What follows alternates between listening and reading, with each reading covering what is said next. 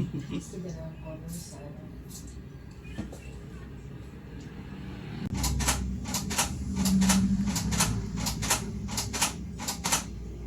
Ano ba nata? Regular straight? First na sa research na sa card na.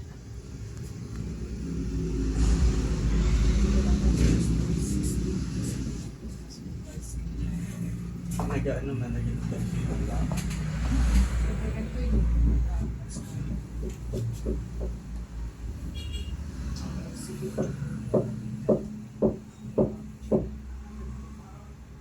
Pero may story yun.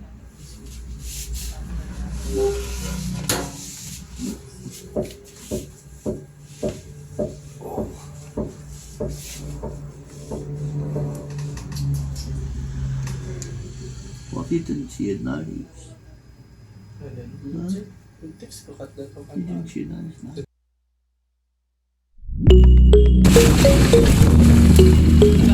can afford that house. Really? You see that house? You can afford that. Little bamboo.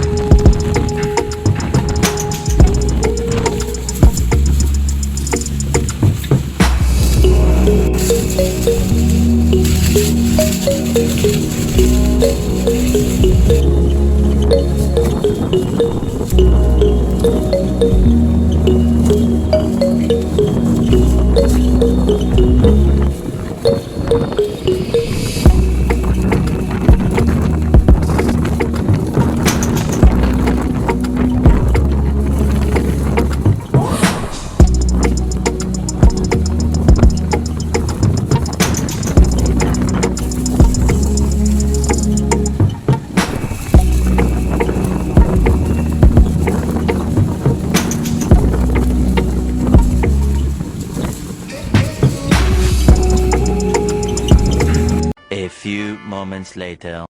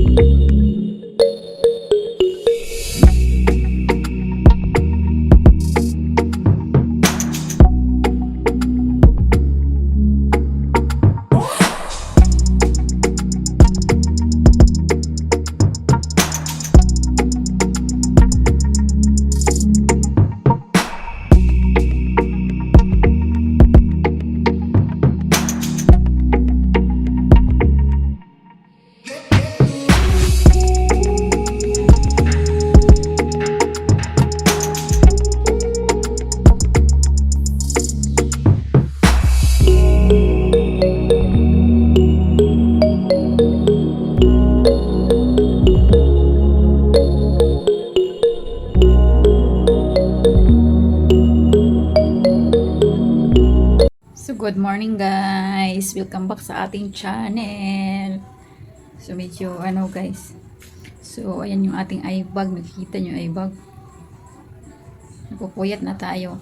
So kahapon umalis tayo guys. So umalis tayo kahapon kasi yung ating pusang isa is mayroon siya labor problem. So pumunta kami doon sa kanyang doktor.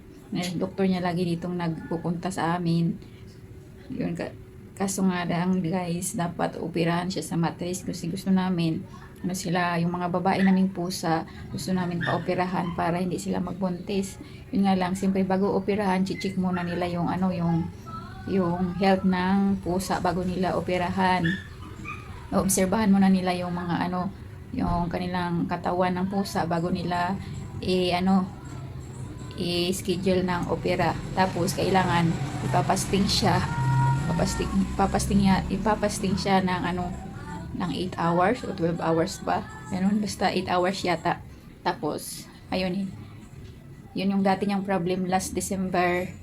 Ganun pa rin yung problem niya hanggang ngayon, kaso lumala nga lang, mas tumaas yung yung labor problem niya. So yung aming pusa naman na isa is mayroon tahi sa paa. So, pinatahi din namin dito. Dito lang sila sa bahay tinahian. Yung doktor lagi dito nagpupunta sa amin para sa kanila. So, dito na inoperahan sa amin. So, yung mga gamot niya. So, ito yung gamot ng ito yung gamot ng may tahi. May stitches sa legs. Kasi malaki yung niya. So, ito yung cream guys. Ayan. So mad. I need to go. There's no. So, ito yung cream para sa sugat guys. Ayan, 225. Tapos, ito yung gamot para sa naman to. Para saan ba to? Palagay dito. Ayan, sa inflammatory condition. Yan yung sa pusa namin pinatahi. Tapos, ito naman yung liquid supplement sa calcium. Yan. Kasi, tinahian. Sus, ayan yung isa. Ayan. Tapos ito yung di nakapokus ang ating camera. Antibacteria. So, ayan. Ito rin yung niya. So, ayan yung niya guys. Medyo marumi. Kasi nilagay ko siya dito sa mga pusa is, alam mo naman. So, ayan So, ayan yung niya guys, yung ipainumin natin. Kaya nakalatag to para alam ko kung ilang ilalagay, babasahin ko. Tapos dito ko nilagay lahat yung mga medicine nila para easy ko nilang kunin. So, itong side na to is para sa may sa tahi ng legs, sa stitches ng legs ng ating cats. Yes, nope. Ito rin guys, mayroon din siyang labor problem. Tapos ito naman si Kylie, mayroon sneezing. Yes, sneezing. Ito, pinainom ko na yan ng tabletas. So, ito yung kahapon natin na pina-check up na dapat operahan na sinasya. Kaso, hindi siya na-operahan kasi mayroon siyang liver failure. Ayun rate, tumaas na siya. Tumaas na compare siya dati. So, ayan guys, yung vet. So, ayan. Yung gamot na papainumin natin. So, yun. Oh my God, yung ating pusa na mas maligalig. Ane? She asking me something, Ask to daddy, Snoop. Ask to daddy, Lily. Snoop. So, gusto rin nila Yan guys, yung pula. Yan yung problem nila sa labor. Yung isa naming pusa, pinainom ko na siya ng gamot. Tapos ito naman, yung babasahin ko kung ilang. Wow! You're mad. Ha? You're mad at me, ha? You're mad at me, ha? Ouch! Natake ako ng Snoopy. Yan guys. Tapos ito naman, 2 ml nito. So pareho lang to, good for 1 month. So ang lalaki nito guys, ang lalaki. Kasi 2 ml, mabilis maubos. Tapos ito naman yung yung parang chewable. Chewable, di ko alam kung para saan to. 1/4 siya. So nahati na siya ng machine. So nahati na siya ng 1/4. So, may machine sila doon, sila na nag-cut. So, nilagay ko lang sa garapon para hindi magsingaw. Nilagay ko siya dito. Naka-plastic lang kasi yan. Ayan, nilagay ko. So, ayan yung ating resibo ng ating mga pusa. So, gagastos tayo sa ating mga pusa.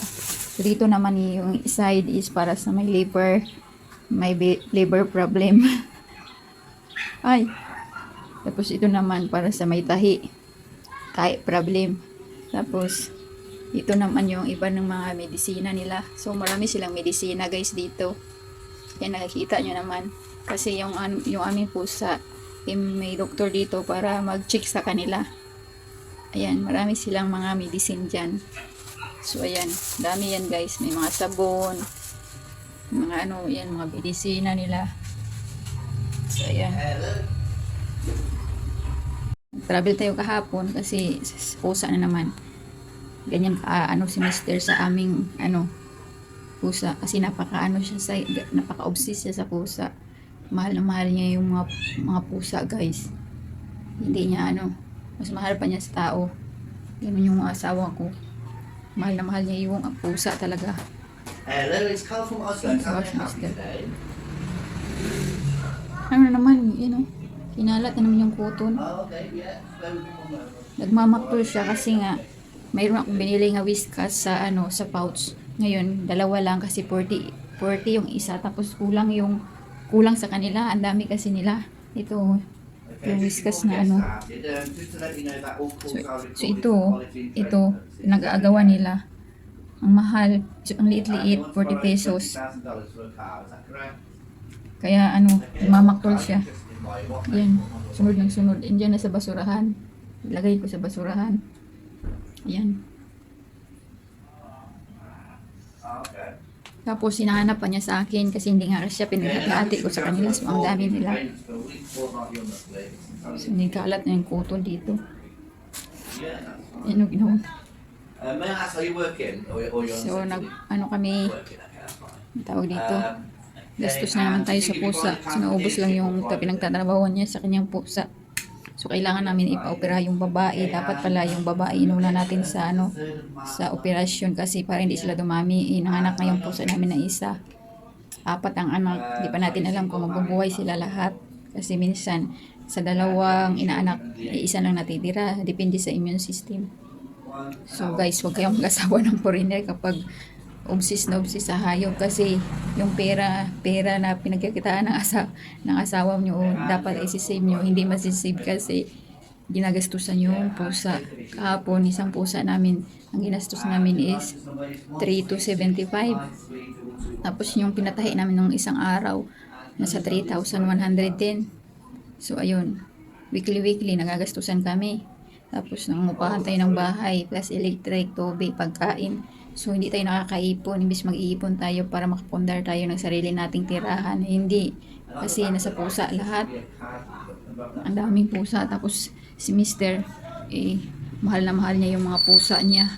Grabe, yung pagkamahal na mahal niya talaga yung pusa. Pinakamamahal niya yung alaga niyang mga pusa. Wala naman sana kaming pusa dati, guys. Kaso may pusang pumunta sa amin tapos doon nanganak sa sari-sari store ko, sa ilalim ng sari-sari store ko. Madaming box doon ng mga paninda sa sari-sari store. Doon nanganak. So 3 agad yung anak. Hanggang lumaki, nag-anak uli. Hanggang umabot na ngayon sila ng 14. Kasi hindi naman lahat nabubuhay nga. Sabi ko nga, namamatay sila. So, hindi kagaya ng ibang pusa na malakas ang immune system na bubuhay. So mga dalawa yung inaanak, isa lang mabubuhay. Minsan 3 yung anak, 2 mamamatay. Ganon guys. So hindi mo na tayo mag-ingay pala guys. Meron pa ng trabaho si Mister. So kailangan natin muna i-fuse. Stay tuned muna na mamaya na lang ulit. So guys, hello guys, si Snoopy watching phone guys. Open your phone, Snoopy. Open your phone. Open. Cellphone si Snoopy. Cellphone si Snoopy. Samsung. Samsung si Snoopy. Ayan o, may Samsung si Snoopy. May Samsung si Snoopy guys. Ayan. Hi. Hi, Duan. Ganyan si Snoopy guys. Lagi nakadikit sa akin. Parang linta. Guys, hindi ako tinantanan ni Snoopy. Dito pa rin siya. Beautiful eyes. Snoop. I love you guys. Oh, response. I love you guys. So, pag ganito guys, I love you, yan, ibig sabihin sa pusa. Yes, Snoop, I love you, Snoop.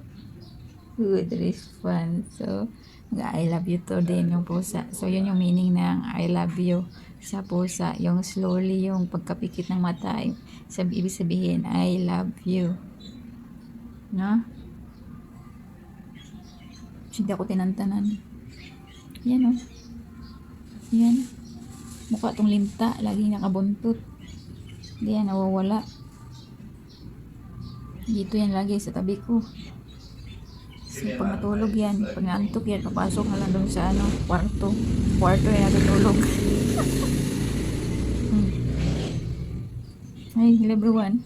Snoop, oh, your face. Look at your face at the mirror. Not in the mirror, in the camera. Look at your face in the camera. Wow. You're shocked. What is that? What is that? Huh?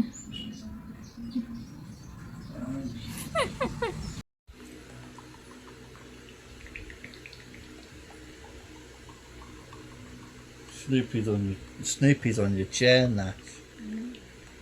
Snoopy's on your chair. You like lying on there, don't you? But Snoopy's got it now, Nash, because you're too late.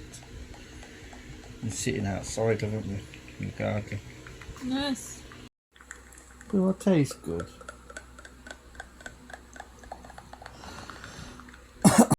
So guys, kakain lang namin ng lunch, no?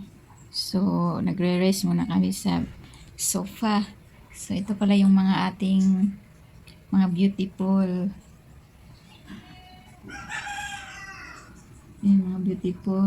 animals natin is nakalaying in bed na. So, ayan. Sarap na itulog ng mga to. Yan, tulog. Yan. Sinasya na may liver problem, guys. Ayan. So, ayan. So, umayang gabi, painumin natin ang gamot yan. Nagising si Snoopy. Always cuddle, mami. So, ayan sila, cute, oh. So, ayan na. Ang cute. Tapos, ayan. Ayan din. Tapos, ito.